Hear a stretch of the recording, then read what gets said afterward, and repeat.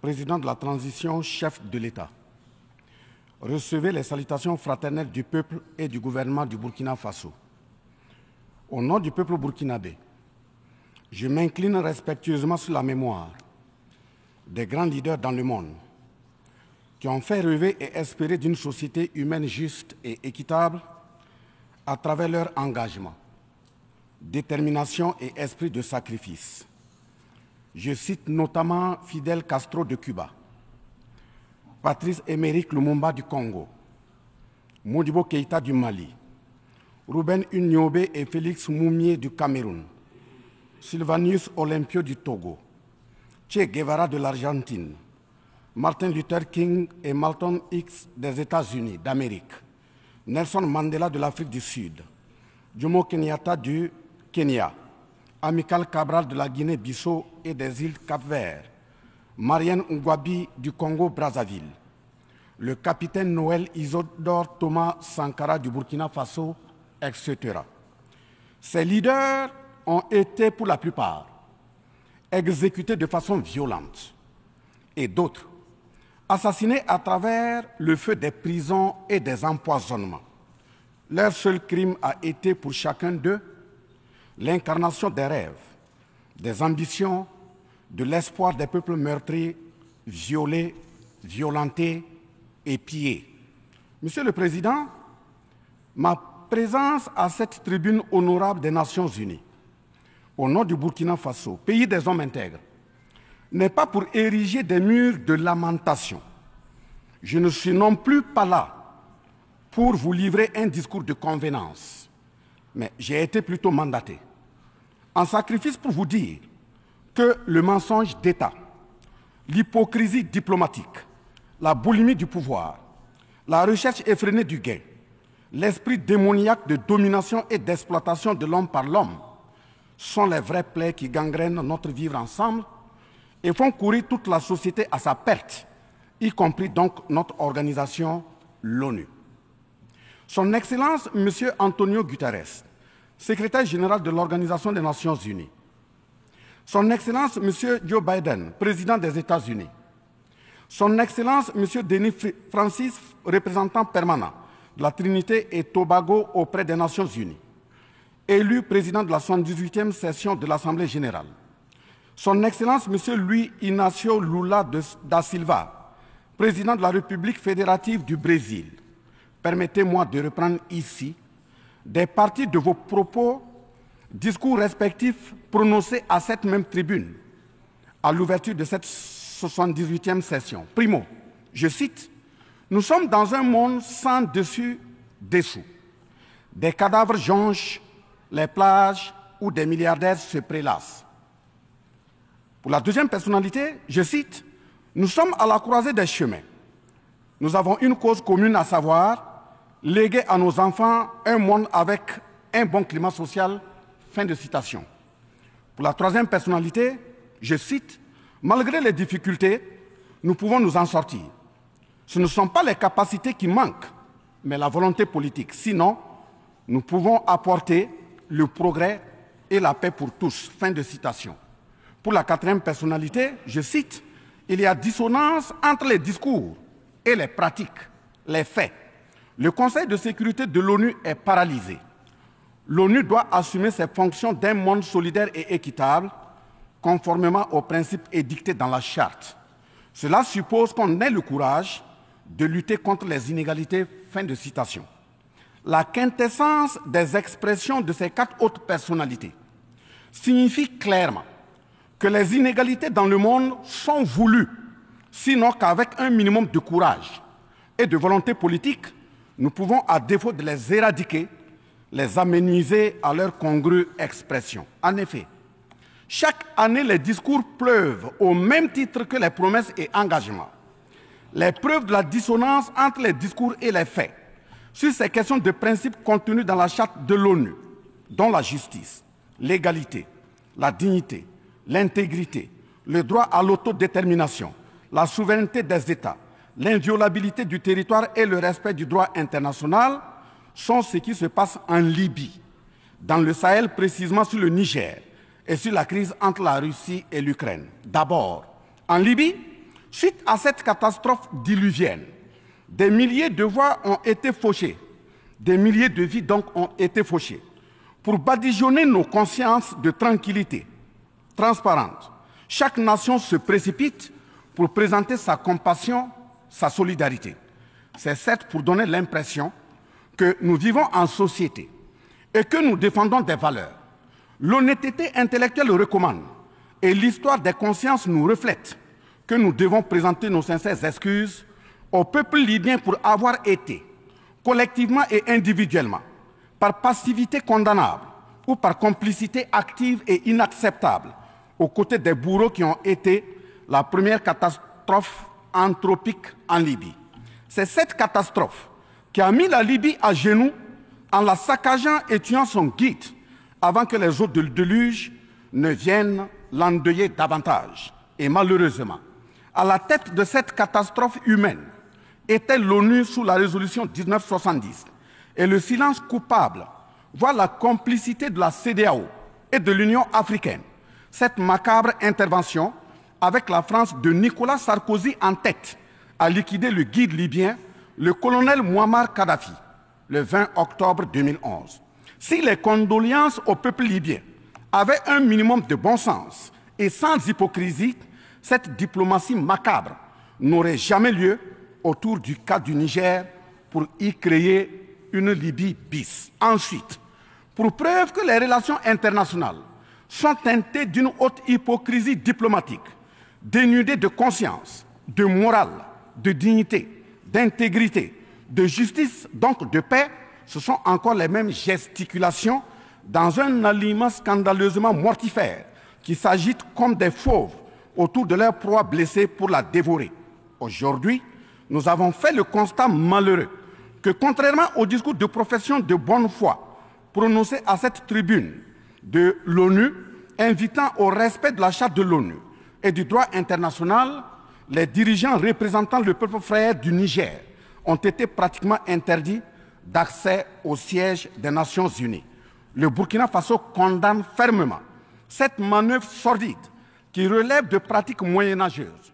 Cela ne peut évidemment se faire que par des esprits en perte de valeurs essentielles pour toute vie harmonieuse en société. De ce fait, nous renchérissons pour dire que l'ONU ne doit en aucun cas être un instrument dans les mains d'un quelconque pays. Les leaders panafricanistes qui se sont battus pour l'unité africaine, nos grands-parents qui sont tombés dignement sous les balles assassines des colons, les dignes fils africains qui se sont sacrifiés pour l'honneur sur le continent et qui ont lutté férocement contre la traite négrière et le néocolonialisme, ont eu leur sommeil de guerriers perturbé pour avoir entendu qu'une poignée d'enfants égarés de l'Afrique tiennent le Niger, telle une boule de coton, à l'envahisseur afin qu'il y mette le feu. Oui, cher continent africain, une poignée de tes enfants a décidé de t'humilier et de te vilipender à travers le mensonge éhonté d'État, en commençant par le Niger. Par conséquent, je lance un appel vibrant et solennel au peuple sénégalais, béninois, nigérien, ghanéen, tchadien, ivoirien, comorien, bissau-guinéen et tous les peuples d'Afrique à se mobiliser davantage dans la fraternité et la solidarité africaine afin d'éviter que les impérialistes mettent le feu au Niger, comme le cas de la Libye. Monsieur le Président, Monsieur le Secrétaire général, distingué personnalité, j'insiste à cette tribune de l'ONU et devant le monde entier que la CEDEAO, l'Union africaine et l'ONU doivent impérativement se muer en des organisations véritables des peuples en lieu et place de structures d'une minorité de chefs d'État. Elles ne doivent pas être utilisées et instrumentalisées pour déstabiliser des pays frères en assassinant leurs leaders. Ce n'est qu'à ce prix que la charte de l'ONU et le droit international auront un sens. Enfin, parlant de la charte de l'ONU et du droit international, un conflit entre la Russie et l'Ukraine est entretenu et voulu par certaines puissances. Ainsi, plusieurs pays occidentaux, notamment les États-Unis et l'Union européenne, y ont déversé toute sorte de soutien, notamment militaire. Les populations civiles ukrainiennes, engagées comme volontaires, dont certains pilotent même des chars, sont félicités et traités de patriotes. Le Mali, le Niger et le Burkina Faso font face à une guerre qui leur a été imposée par l'impérialisme sous le couvert de terroristes de tout acabit, sémant terreur et désolation. Malgré l'existence de cette même charte des Nations Unies, avec ses principes d'égalité, de justice d'une part, et d'autre part, le même droit international invoqué, à cette tribune de l'ONU, il y a nettement un fossé abyssal dans le traitement des questions. En effet, prenant le cas du Burkina Faso, les populations civiles, face aux incursions barbares et meurtrières des terroristes, ont décidé de s'engager aux côtés des forces de défense et de sécurité. Ces populations ainsi engagées, formées et encadrées par les FDS, sont appelées des volontaires pour la défense de la patrie. Ainsi, au Burkina Faso, nous avons 58 000 VDP, dont 42 000 VDP communaux et 16 000 VDP nationaux, qui combattent sur tous les fronts aux côtés des forces de défense et de sécurité, formées, encadrées, orientées par elles. Celles-ci n'agissent que sur instruction et surveillance des FDS et conformément à des textes réglementaires en vue de protéger leur vie et leurs biens. Ce sont ces patriotes que certains chefs d'État de la CEDEAO et de l'Union africaine, sur instrumentalisation de puissances impérialistes capitalistes, tentent de faire croire à la communauté internationale que ce sont des milices. C'est cela le mensonge éhonté d'État. Monsieur le Président, si la communauté internationale était honnête et sincère dans son engagement contre le terrorisme, il ne perdurera point, de sorte à ce que des populations civiles s'engagent et se forment pour assurer leur propre défense. Parlant d'un manque de franchise de cette communauté internationale, voici les exemples. Premièrement, lorsque le Mali, le Burkina Faso, le Niger et d'autres pays se sont organisés sur leurs frontières communes en mutualisant leurs forces pour faire face au terrorisme, la France est venue de nulle part imposer son instrument qu'est le G5 Sahel. Aujourd'hui, la CEDEAO, qui a subitement une force d'intervention pour établir des démocraties, a annoncé un apport de 2 milliards de dollars US. Mais à la création de cette G5 Sahel, jusqu'à nos jours, à sa vaporisation, cette CEDEAO n'a pu débourser que 25 millions de dollars, 25 millions de dollars US. Où est donc le sérieux dans la défense des vies humaines prônée par la Déclaration universelle des droits de l'homme et des peuples? Deuxièmement, le Burkina Faso subit des sanctions cyniques suite au coup d'État du 30 septembre 2022. Cette nébuleuse dite communauté internationale, sous l'impulsion de la France qui est passée par ses valets locaux en Afrique, a tenté d'abord de faire nommer un Premier ministre au Burkina Faso en vain. Ensuite, ils sont passés à l'imposition de ministres dans des postes stratégiques au sein du gouvernement burkinabé en vain. Et enfin, ils ont négocié le maintien des relations afin que le capitaine Ibrahim Traoré mette en œuvre tout ce qu'ils décideront, condition sine qua non d'une durée à souhait au pouvoir.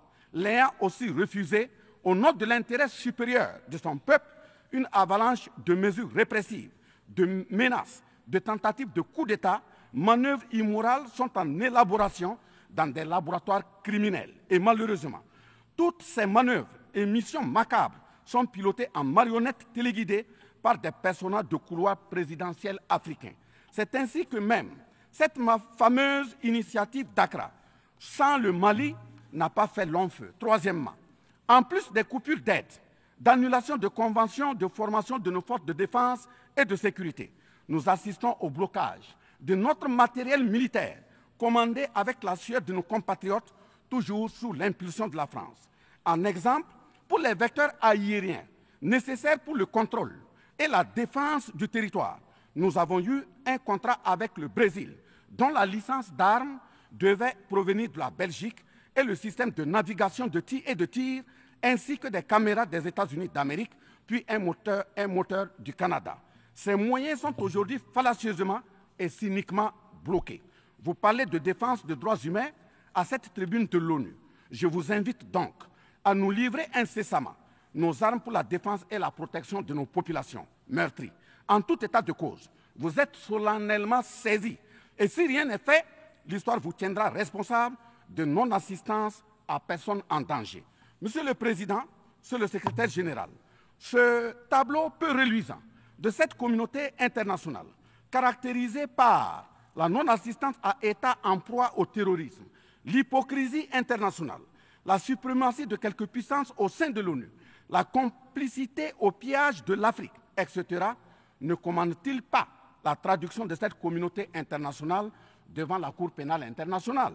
En un mot, notre sécurité sera assurée par nous-mêmes en priorité et non par quelqu'un d'autre. Sur la question de la présence de Wagner au Burkina Faso, chantée par une certaine presse téléguidée depuis l'Élysée, je répondrai ceci. Oui, Monsieur le Président, c'est nous les Wagner du Burkina Faso. Oui, ces braves forces de défense et de sécurité et volontaires pour la défense de la patrie sont les Wagner du Burkina Faso. Par conséquent, du haut de cette tribune de l'ONU, je magnifie le sacrifice de tout patriote au nom de l'intérêt national. Je salue vivement la mémoire de tous ceux qui sont tombés les armes à la main et magnifie le courage et l'intégrité de ceux qui sont toujours en vie et foncent inexorablement et de façon sacrificielle vers la victoire de notre peuple et la sauvegarde de notre patrie. Au lieu de nous aider à arrêter cette saignée humaine, ce sont des accusations fallacieuses, des mensonges éhontés d'État, englobés dans une diplomatie d'hypocrisie et des menaces voilées pour nous indiquer des partenaires à fréquenter et des conduites à tenir. Nous disons non. Au nom de la même charte des Nations Unies et du droit international que vous évoquez tous et toutes ici à cette tribune, les peuples africains en général et sahéliens en particulier sont résolument engagés à assumer absolument et pleinement leur émancipation totale pour un progrès social véritable. Ainsi, le Burkina Faso liera de façon souveraine ses partenariats avec qui il veut et achètera ses moyens de défense avec qui il veut. Qu'un pays s'appelle Russie, Iran, Turquie, Azerbaïdjan, Cuba, Nicaragua, Corée du Nord, le Burkina Faso y achètera et y vendra librement ses produits sans intermédiaire, encore moins une autorisation de qui que ce soit. Et cela advienne que pourra. Monsieur le Président, Monsieur le Secrétaire général, parlant toujours d'hypocrisie et de mensonges d'État, dans cette question de lutte contre le terrorisme, en général et dans le Sahel en particulier, voici d'autres faits que vous n'ignorez certainement pas et j'en suis certain. Primo, dans le Sahel, nous avons près d'une dizaine de milliers de soldats d'armées étrangères, composés en majorité de soldats français, mais également des soldats américains, allemands, italiens, etc., avec des armes, des matériels volants et de surveillance des plus sophistiqués au monde. Et malgré tout, personne ne voit des colonnes de centaines de terroristes se déplacer pour aller servir la désolation et la mort, souvent avec des armes inimaginables. Au Mali, au Niger et au Burkina Faso, il n'y a ni usine de fabrique d'armes, ni de munitions. Qui recrute donc ces terroristes? Qui les entraîne? Qui les dote en permanence? Qui les nourrit et avec quels moyens? Croyez-vous à cette philanthropie au nom de laquelle des Occidentaux vont envoyer leurs militaires au Sahel mourir pour des beaux yeux des Sahéliens? Si oui, qu'est-ce qui justifie les énervements et autres gesticulations puériles et diplomatiques dès qu'on dit à la France de déguerpir militairement? La vraie raison, ce sont les ressources du sous-sol au Sahel. En effet, l'Assemblée nationale française a voté la loi numéro 057-7-27 du 10 janvier 1957, parue dans le journal officiel de la République française du 12 janvier 1957, portant création de l'Organisation commune des régions sahariennes, OCRS, qui regroupe des parties du Mali, du Burkina Faso, du Niger, de la Mauritanie, de l'Algérie, etc. Cette zone n'a jusque-là pas d'égal dans le monde en termes de richesse de sous-sol. À titre d'exemple, la nappe phréatique la plus importante va de la Mauritanie à la Somalie, en passant par le Mali, l'Algérie, la Libye, le Niger, etc. Le journal Le Monde du 23 juin 1957 avançait le chiffre de 6 à 7 millions de tonnes de pétrole comme production potentielle annuelle du Sahara. En plus de ces ressources naturelles, nous avons l'uranium, l'or, le cobalt, le zinc, le diamant, le lithium, le cuivre, etc. Si vous, les Occidentaux, vous aimez tant les Sahéliens pour y amener vos militaires, mourir au nom de la démocratie, de la liberté, des droits humains et de la paix, pourquoi tout le continent africain, qui compte 1,3 milliard d'habitants, dont le deuxième continent le plus peuplé, avec 30 415 873 km² et 54 États, n'a aucun siège permanent au sein du Conseil de sécurité avec un droit de veto. N'est-ce pas là, au-delà d'un crime d'État, un crime onusien?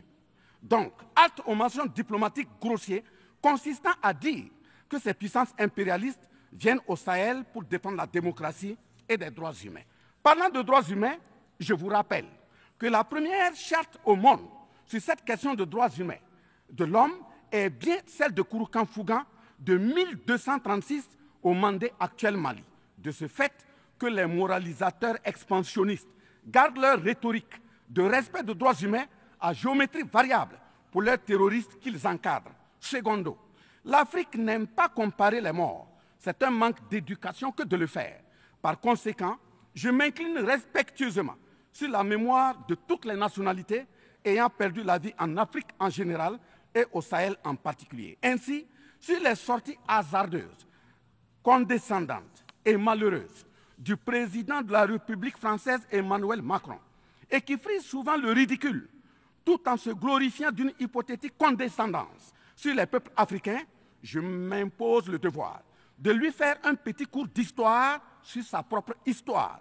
Voilà pourquoi les salles de classe sont faites pour que les enfants apprennent les cours et grandissent bien, que de s'adonner à autre chose, au risque de se perdre à jamais. Mais pour commencer, je précise qu'aucun peuple africain ne s'est opposé au peuple français. Il n'y a pas donc de sentiment anti-français en Afrique. Il n'y en aura jamais du fait de notre légendaire hospitalité et amour du prochain. Il n'y a que les peuples africains refusent la condescendance, l'arrogance, l'insolence, la suffisance, le paternalisme, le pillage de ses ressources et le crime organisé. En effet, pour votre mémoire, M. Emmanuel Macron, d'abord, je rappelle l'appel à travers la BBC en Angleterre le 14 juin 1940, lancé par votre propre grand-père, le général de Gaulle, à l'endroit de l'Afrique pour venir sauver la France des griffes des nazis. Comme rappel, nous avons 17 000 Maliens morts pendant les 2 guerres mondiales, d'une dette de sang que la France semble avoir occultée. S'ils le veulent, qu'ils aillent dans le livre, confère livre de Bakary Kamia, professeur agrégé de l'université Sorbonne.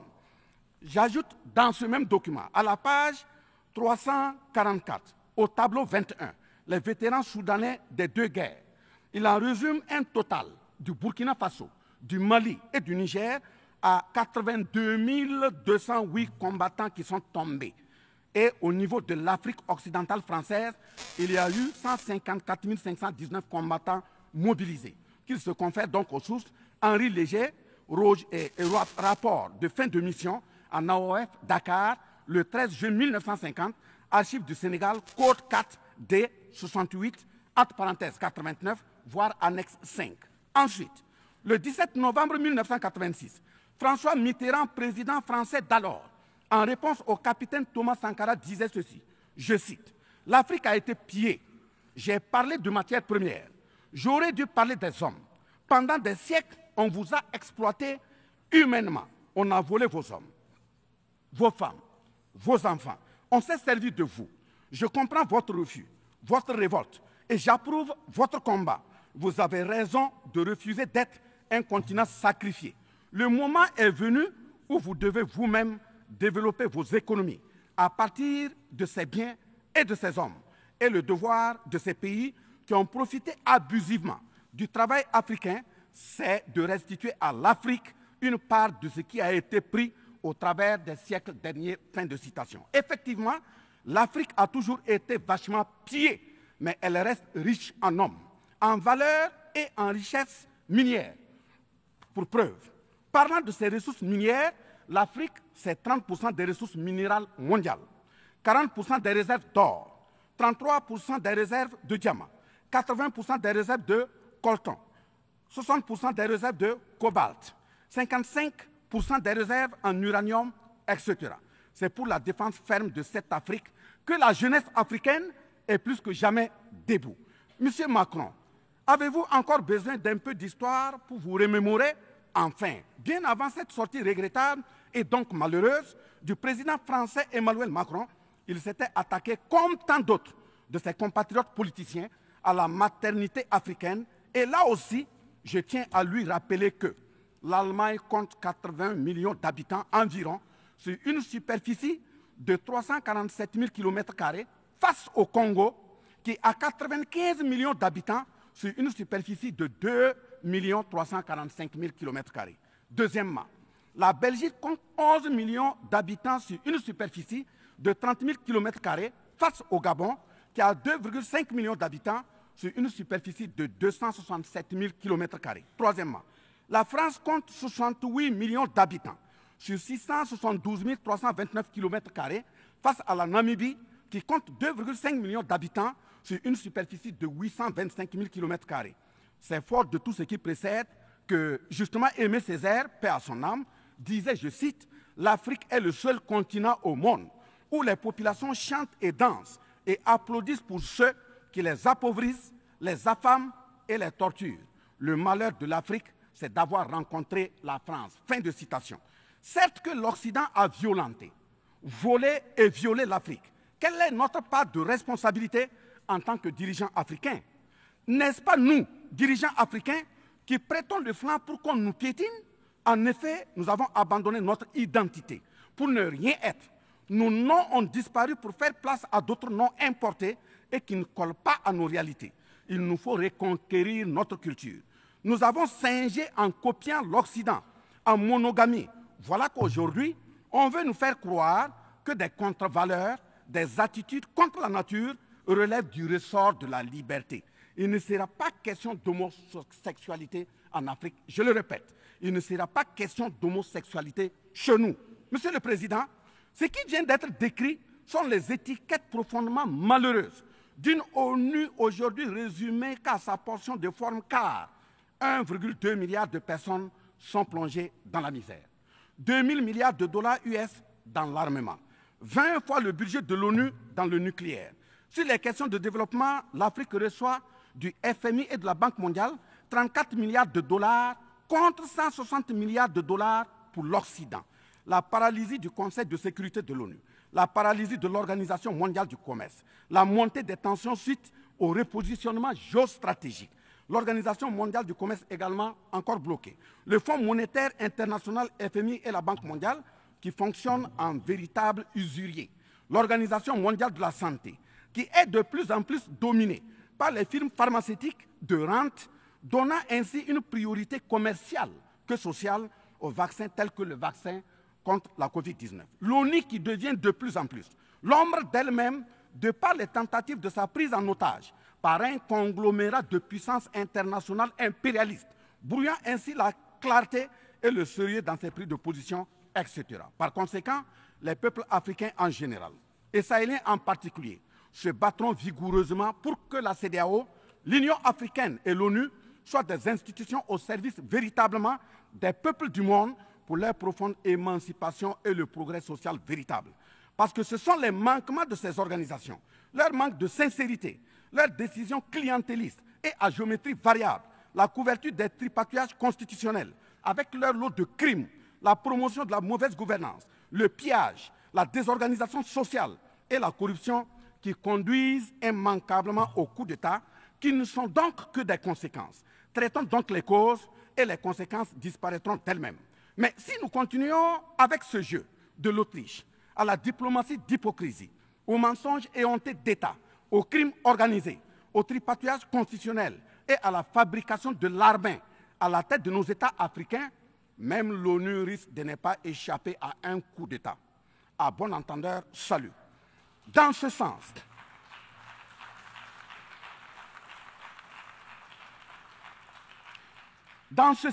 et afin de prendre leur destin en main, le Mali, le Niger et le Burkina Faso ont signé l'Alliance des États du Sahel, en abrégé AES.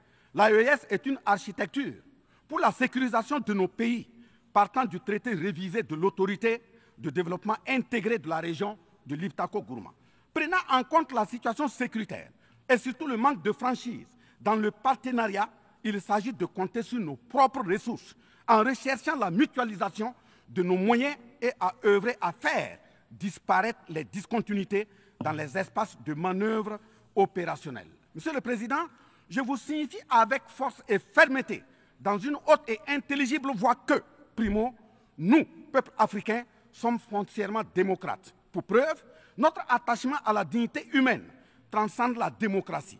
Ce que nous refusons, c'est moins donc la démocratie que le piège de la démocratie qui nous est tendu. Ainsi, la démocratie électoraliste s'est avérée un moyen de contrôle de nos États à travers le jeu de chaises musicales de dirigeants très souvent imposteurs, corrompus, voleurs, violeurs de constitution, car étrangers au seul intérêt de nos États africains qui vaillent. Secondo, nous, Africains, sommes-nous aujourd'hui reconnus dans notre dignité d'homme, au sens de un homme égal à un homme? La réponse assurément est non, au-delà des convenances circonstanciées, pour nous endormir et mieux nous asservir. Triste pour le continent noir, reconnu scientifiquement comme berceau de l'humanité, mais dans la réalité humilié, placé sous contrôle dominé. Des indépendances factices aux guerres fratricides, de la démocratie électoraliste aux aides biaisées, des guerres de rapine au terrorisme malicieusement fabriquées, entretenues et injectées dans nos contrées africaines, notamment au Mali, au Burkina Faso et au Niger. Il y a une seule constante: nous dominer, maintenir le pied sur notre cou, tel le cas de notre malheureux frère George Floyd aux États-Unis, ici même. Est-ce cela la démocratie? Et il se trouve des partisans de cette conception étriquée de la liberté pour justifier intellectuellement l'asservissement et la barbarie contre nos peuples en lutte pour leur dignité et leur souveraineté au nom d'un principe paradoxal de liberté qui, in fine, assassine la liberté. Oh liberté, quel crime n'a-t-on pas commis en ton nom? C'est pourquoi nous décidons désormais de dire non. Non à tous ces amis qui veulent du bien au point de nous menacer de guerre pour imposer leur amitié. Nous adapterons notre démocratie tant brandie et chantée par des loups dans des pots de bélier afin de sécréter par nous-mêmes le leadership politique adéquat pour nos peuples en vue de leur bonheur. Oui, l'émancipation totale et le progrès social véritable pour nos peuples constituent la finalité de toute action, qu'elle soit politique, économique, socio-culturelle et ou sécuritaire. Troisièmement, les peuples africains en général, et ceux sahéliens en particulier, ont découvert des chaînes d'aliénation économique, sécuritaire, socio-culturelle matérialisées en accord secret avec la France et sont engagés à les casser pour leur émancipation véritable. Ce sont entre autres, premièrement, la dette coloniale. Nous n'allons pas fermer les yeux et la payer tout en laissant nos populations mourir de faim et de soif, et voire de maladie. Deuxièmement, la question de la monnaie dont le franc CFA, appelé franc des colonies françaises d'Afrique, n'est pas une priorité africaine. Au plan juridique, la propriété est le droit de jouir et disposer des choses de la manière la plus absolue. Confère article 544 du Code civil français chez eux-mêmes. Un brevet est donc détenu par la France sur le franc CFA. Elle est par conséquent propriétaire du franc CFA et elle la loue aux États francophones africains. Ce qui est marrant en plus est que le biais produit par la France pour l'Afrique de l'Ouest diffère de ceux de l'Afrique centrale en valeur monétaire sous la même appellation franc CFA. Le seul document reconnaissant le franc CFA est le décret numéro 45-0136 du 26 décembre 1945, dont les signataires furent Charles de Gaulle, président du gouvernement provisoire, René Pleven, ministre des Finances, et Jacques Soustel, ministre des Colonies. Quatrièmement, la priorité aux intérêts aux entreprises françaises dans les marchés publics et appels d'offres publics, c'est terminé. Cinquièmement, le droit exclusif de fournir des équipements militaires et de former les officiers militaires des colonies, là également c'est terminé, etc. Quatrièmement, personne n'applaudit un coup d'État. Mais si nous ignorons que ces coups d'État sont souvent des conséquences de la mauvaise gouvernance et des tripatouillages constitutionnels pour s'offrir des mandats supplémentaires, il y en aura toujours.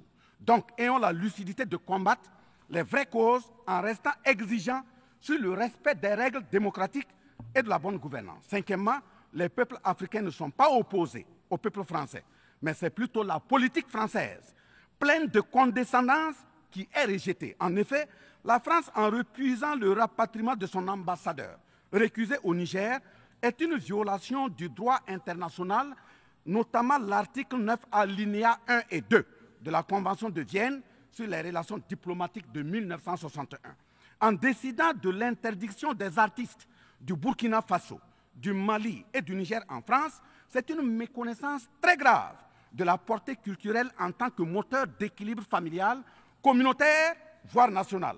L'artiste est un médecin du psychique, même à distance. En déclarant qu'ils ne veulent pas de chômeurs, de migrants, de voleurs, etc. en France, nous en Afrique en général, et au Sahel en particulier, ce sont les producteurs de chômeurs et de voleurs via le pillage cynique de nos ressources que nous ne voulons pas.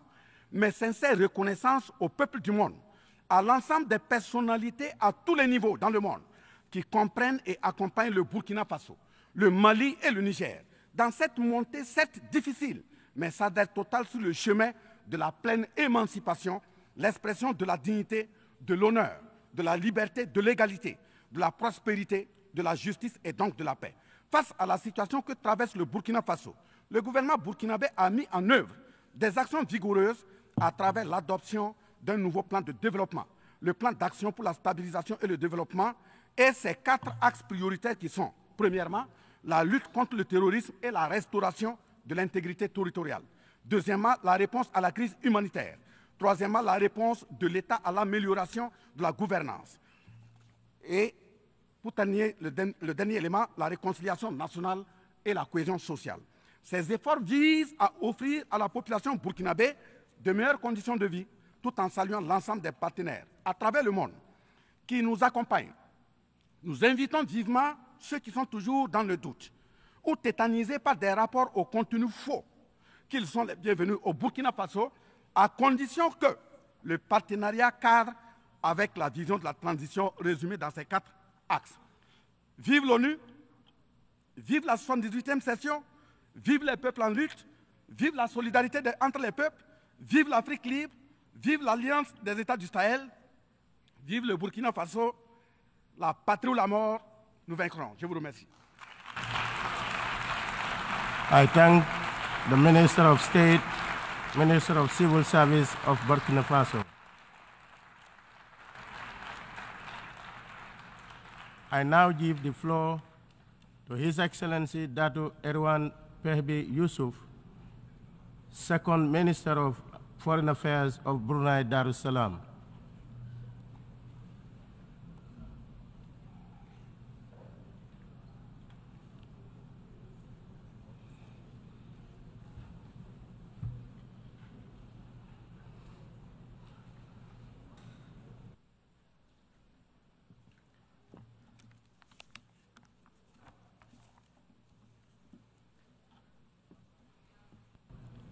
Bismillahirrahmanirrahim. In the name